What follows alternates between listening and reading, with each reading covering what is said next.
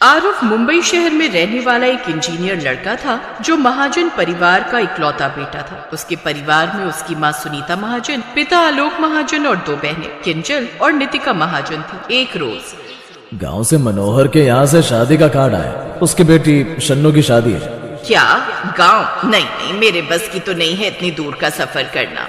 सच कहा जाए तो अब मुझसे भी नहीं जाया जाता। एक काम कर आरव बेटा, तू ही चला जा गांव। अच्छा ठीक है, इसी बहाने मुझे भी ऑफिस से कुछ दिन का रिलैक्स मिल जाएगा। लेकिन मैं अपने दोस्त राहुल को भी पूछ लेता हूँ, उसके साथ जाऊंगा तो साथ हो जाएगा। इसके बाद आरव ट्रेन में सीट रिजर्व करवाता है और राहुल के साथ गांव की ओर रवाना हो जाता है। शहर के नामी इंजीनियर आरव के लिए शादियां हमेशा एक औपचारिकता होती थी। सूट पहनना, दो चार रिश्तेदारों से मिलना और जल्दी निकल आना, क्योंकि उसे पार्टीज में ज्यादा देर रुकना पसंद नहीं था। वो अपने दोस्त के साथ उनकी बेटी की शादी में पहुंच जाता है। तभी उसकी नजर पड़ी पीली साड़ी में, खुले बालों में, माथे पर छोटी सी बिंदी लगाए एक लड़की पर। वो लड़की चुपचाप सबकी खातिरदारी करने में लगी हुई थी। वो सभी मेहमानों से बड़े आदर से मिल रही थी, उनके खाने पीने का ध्यान रख रही थी। उसकी सादगी में एक अजीब सी सुंदरता थी, साथ ही उसके संस्कार भी आरव को भा गए। आरव ने पास खड़े गाँव के एक लड़के से पूछा, कौन है लड़की?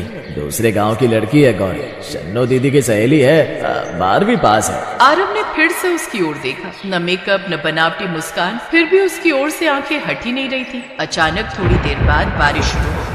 गौरी मंडप के पास खड़ी थी, तभी किसी ने आरव को छाता लाकर दिया। अरे वाह यार, ये अच्छा किया, छाता मिल गया। राहुल जैसे ही उसके छाते के नीचे जाने लगा, वैसे ही आरव छाता लेकर उस लड़की की ओर चला गया। अबे वो कहाँ जा रहा है? आरव उसके पास जा पहुंचा। आप भीग जाएंगी, इस छाते के नीचे आ जाइए। गौरी झिझकते हुए छाते के नीचे चली गई। कुछ देर बाद टेंट का इंतजाम हुआ, जिससे सबको राहत मिल गई, लेकिन तब तक राहुल भीग चुका था। अरे राहुल, ये क्या, तू तो पूरा भीग गया। हाँ, तेरे मजनू बनने के चक्कर में। अबे ओ, तू ठहरा शहरी इंजीनियर और वो गांव की साधारण सी लड़की। तुझे तो इससे अच्छी अच्छी लड़कियां मिल जाएंगी। देखने में तू काफी हैंडसम है यार। मुझे कोई और नहीं चाहिए, बस यही चाहिए। लेकिन तू जानता है ना, तेरी फैमिली मॉडर्न फैमिली है और उन्हें मॉडर्न लड़की चाहिए होगी, ना कि कोई गाँव की। वो सब मुझे नहीं पता। अब तो तेरी भाभी अगर कोई बनेगी तो यही बनेगी। आरव 2 दिन वहीं रुकता है और इसी दौरान गौरी से बातचीत बढ़ा लेता है। उधर शहर में उसके परिवार वाले उसके लिए कोई मॉडर्न शहरी पढ़ी लिखी लड़की ढूंढ रहे थे। नहीं पंडित जी, ये चश्मिश लड़की की फोटो तो मत ही दिखाओ। मेरे बेटे के लिए तो बिल्कुल मॉडर्न और स्टाइलिश लड़कियां दिखाओ जो उसके स्टैंडर्ड को मैच कर सके। सुनीता जी, आपको बहुरानी लानी है या कोई शोपीस?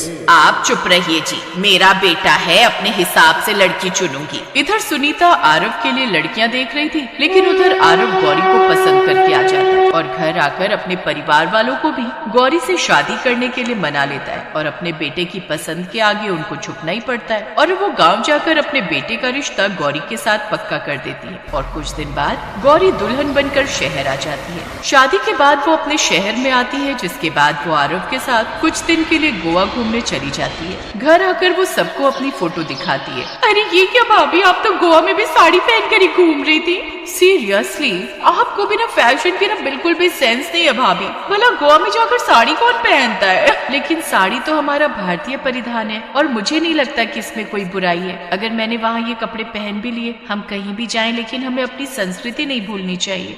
ओह गॉड भाभी, आपने ये सब लेक्चर हमारे सामने मत दिया करो यार। वेल यू नो ना, हम शहर की मॉडर्न लड़कियां हैं और आप गांव की हैं, तो आपको ये सब सेंस नहीं होगा। किंजल, नितिका, ये क्या तरीका है भाई अपनी भाभी से बात करने का?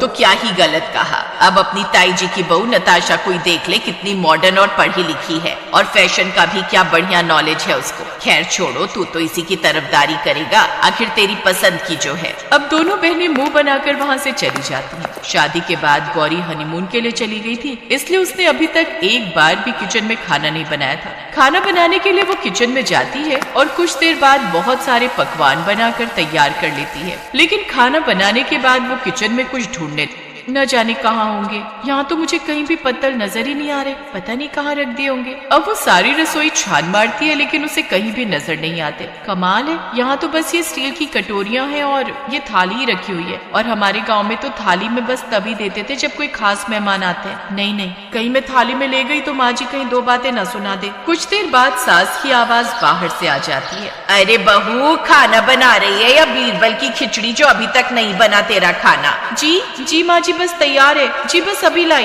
गौरी को एक जुगाड़ सूझता है। अब वो रोटी को तोड़कर कटोरियों में डाल देती है, साथ ही थालियों में अलग अलग सब्जियां डाल देती है, जिसमें एक में मटर पनीर, एक में आलू गोभी, एक में छोले डाल देती है और कुछ देर में उनके सामने परोस देती है। 3 थालियों में 3 अलग अलग सब्जियां और कटोरियों में रोटी देख सभी एक दूसरे का मुंह देखने लगते हैं। ये क्या है? जुगाली करने को दिया है क्या तूने हमें ये खाना? कोई जानवर को भी ऐसे खाना डालकर नहीं देता होगा। नहीं माँ जी, हम तो अपने मोती को थाली में रोटी और सब्जी कर देते हैं। 2 मिनट में लपक कर सब खत्म कर देता है। और हमारे गाँव में तो एक परिवार के लोग ऐसे ही मिलकर खाना खाते हैं। एक थाली में सबकी सब्जी डाल दी जाती है और इससे ज्यादा बर्तन भी नहीं होते, और एक ही थाली में सब्जी खाने से सब में प्यार भी बढ़ता है। चुप कर नालायक, ये तेरा गाँव नहीं है और ना ही हम सब जानवर हैं। देख रहा है आरव तू अपनी गाँव की गवार बीवी के कारनामे। माँ जी मैं गवार नहीं हूँ, बल्कि 12वीं पास हूँ, वो भी सर्वोदय विद्यालय से। दिख रहा है कितनी पढ़ी लिखी है। बताओ भला ऐसे खाना कौन सर्व करता है? अच्छा वो मम्मी तुमने ताई जी और उनकी फैमिली को नहीं बुलाया खाना खाने को। अगर वो इस मैडम की ऐसी हरकत देखती तो हमारा कितना मजाक उड़ाती।